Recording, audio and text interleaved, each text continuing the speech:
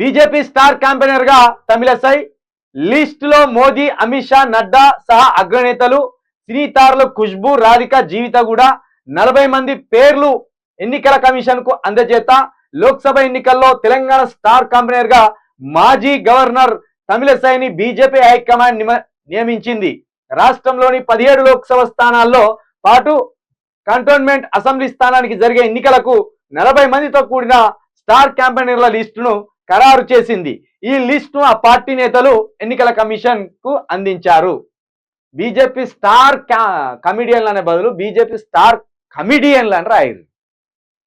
వీళ్ళు స్టార్ క్యాంపెయినర్లు అనే వీళ్ళు స్టార్ కమిడియన్లు. వీళ్ళంతా జీవితం మాట్లాడితే ఓట్లు పడతాయి, రాధిక మాట్లాడితే ఓట్లు పడతాయి, ఖుష్బు మాట్లాడితే ఓట్లు పడతాయా?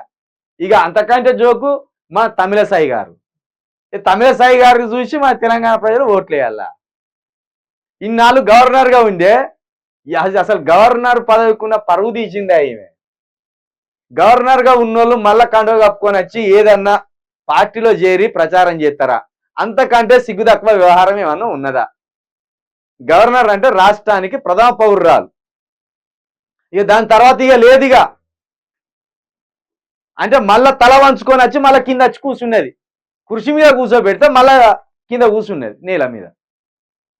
ఇప్పుడు ఈయన తిట్టనోళ్ళు తిట్టారు. ఇక ఏమను గవర్నర్ మీద ఎవరు మాటలు మాట్లాడరు, ఎవరు కూడా విమర్శలు చేయరు, ఎవరు కూడా ఆమెను తిట్టరు.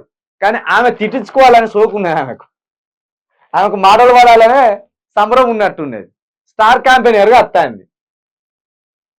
జరా ఎందుకమ్మా ఇటువంటి రాజకీయం? ఇంట్లో గవర్నర్ పదవి ఎత్తివి, గవర్నర్గా ఉంటివి, మళ్ళీ వచ్చి ఈ చేతులు ఊపుకుంటా ఈ బీజేపీ పూలు పట్టుకొని నీ చెవులో పూలు పెట్టుకొని తిరుగుతా అంటే వీళ్ళంతా స్టార్ క్యాంపెయినర్ నాట. వీళ్ళ ముఖం చూసి ఎవడన్నా ఒక్క ఓటు వేసాను తెలంగాణలో. షోకేజ్ బొమ్మలను చూసినట్టు చూసి వెళ్ళిపోతారు అంతే.